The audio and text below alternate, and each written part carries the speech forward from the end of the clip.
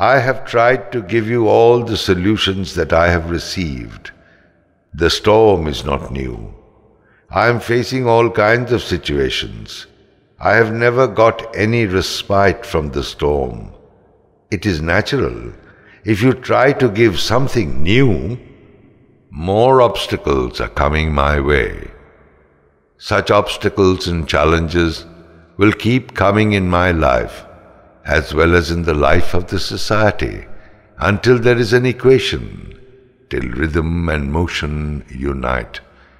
You cannot help or advance society just like that. It is not enough to feed and clothe people. It is not enough thinking how to solve the problem of food and clothes. You need inspiration to advance with focus. Inspiration can come through responsibility or through joy.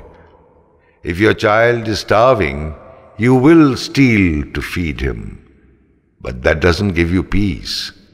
If you are inspired by something that has logic or joy, unity of rhythm and motion, then only there will be peace in the country.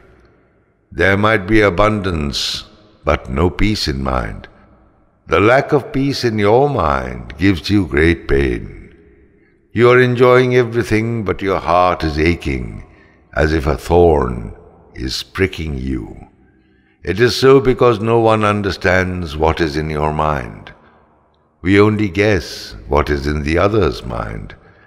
It is never right, so there is misunderstanding.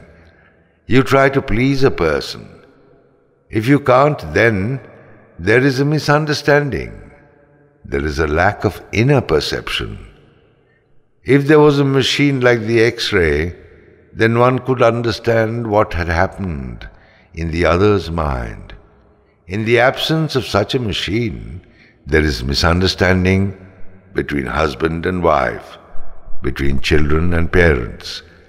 There is forgiveness also as a solution. It may work in the family, but how can it work in the society? Whether in religion or in politics, there are gaps of unity. How can you solve the misunderstandings that exist between them? You can't solve it by employing police or threatening them. Time is running out. The country was partitioned 25 years ago. One who was only 5 years old at that time is 30 today. What has he got? The right to hoist the flag on the Independence Day? You can't find either outer or inner freedom. You are suspicious. You cannot depend on anybody. Why is there so much friction and disorder? In this country, there is shortage of food in some areas and shortage of water in other areas. Somewhere there is the sea, somewhere there is desert.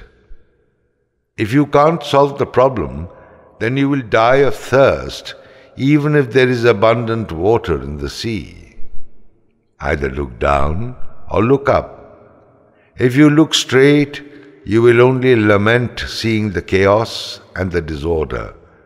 Both religion and politics today have brought people either to the edge of the desert or the edge of the ocean. Starvation, injustice, exploitation are rampant. The society is in a state of chaos and confusion. There is no ethics either in religion or in politics. Religion is being misinterpreted. Renouncing the world, wearing the saffron robe, or going to the ashram is not religion. Religion is the harmonious combination of truth, reason, and the mystic law of the universe. To follow that law is to follow religion. Our religion says, love your family, love your neighbors. All of us are children of the sun. We live in the same earth. We drink the same water. We breathe the same air. We are one. Advance forward. trying to understand the mystery of creation and why we have come to this world. Life is a constant search. We will all have to go one day. Nobody will stay here forever. Then why is there so much of disarray everywhere? Why do we have so many saints and ascetics? The blood of everybody in this world is red in color.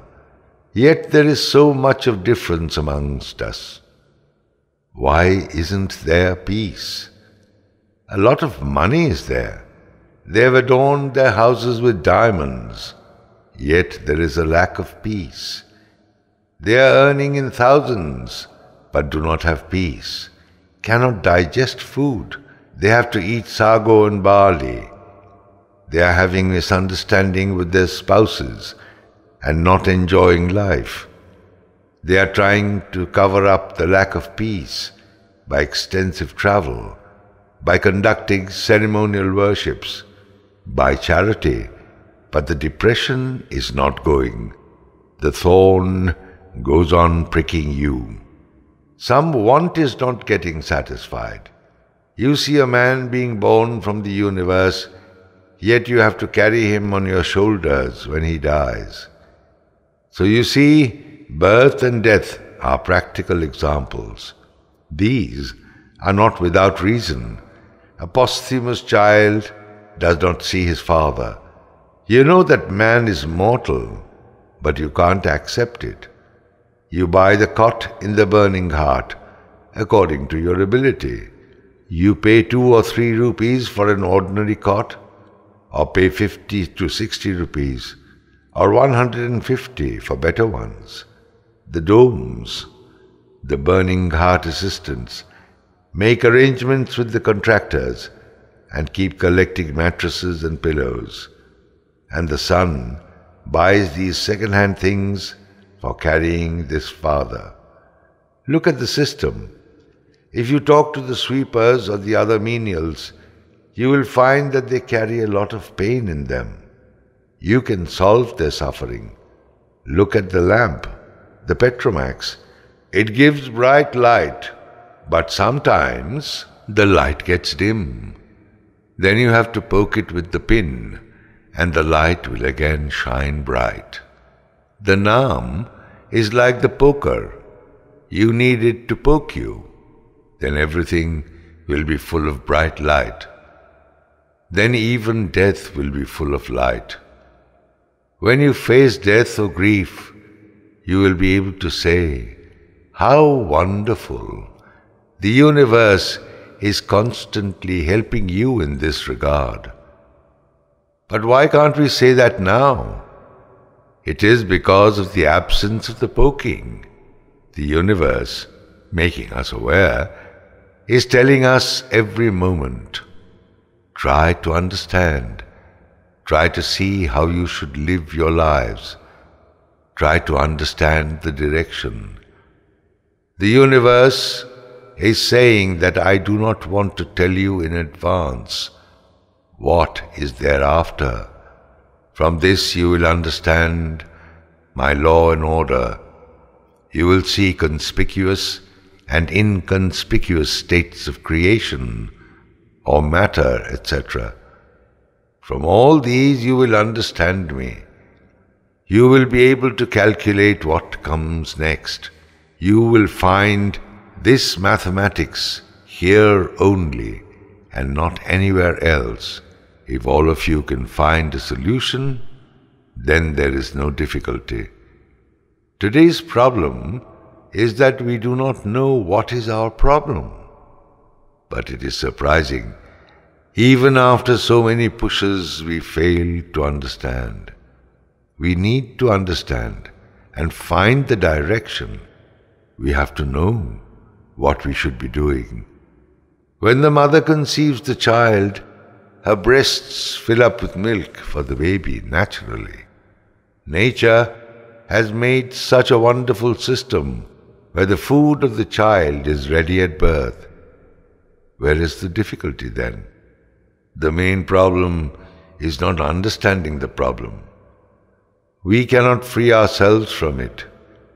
Why should we carry the burden of non-understanding? Those who are exploiting the society and those who pretend to be gurus and worthies are like parasites. They are misrepresenting the Vedas of nature and the Vedas of the sky, as if they are adulterating milk with cow piss. From pure milk comes butter and cheese, but they are spoiling it by creating communities and separating people. They are harming the society. How to rectify it? There is a way. The same moon and the sea, the same air, the earth, fruits and flowers are still there. The same Shephali and the lotus flower still bloom. Your ancestors had picked them and offered them to the gods.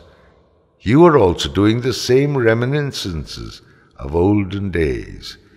The flower dries up and falls, but again it blossoms.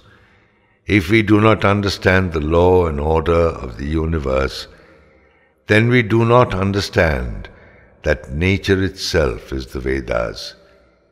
If we understand the essence, then only we will realize. Like the bees, we will be able to extract honey. We should build society like a honeycomb, full of honey. I know the tune. If we extract honey using that tune, everything will become sweet. What kind of joy will we get? Try to take out the thorn. When it is taken out, you will be overwhelmed and become one with creation.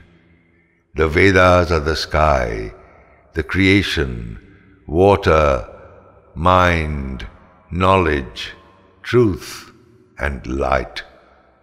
The Vedas are not outside. What is the purpose of extracting honey from it? What is the work of the sun? What is the work of the sky? If we know their purpose, then your life will be illuminated and sweetened. The sunlight and the breeze do not come without a purpose.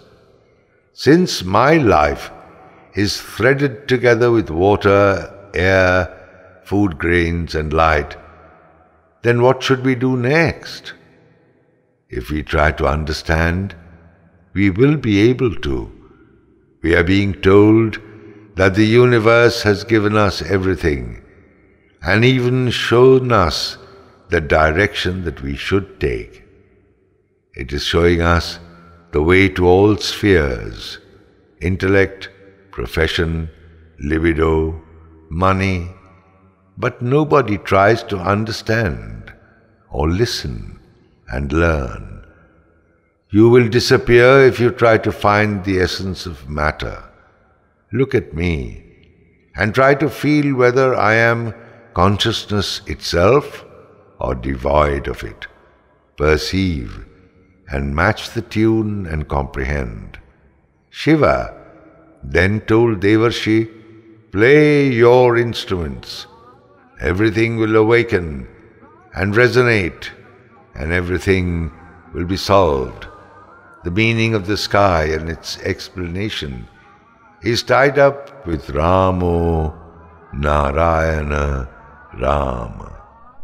There is color and absence of color at the same time. It is and it is not simultaneously. The notes have been tied to the Muladhar. Do not try to understand the essence of the Vedas. You just sing and spread the mantra and cultivate it.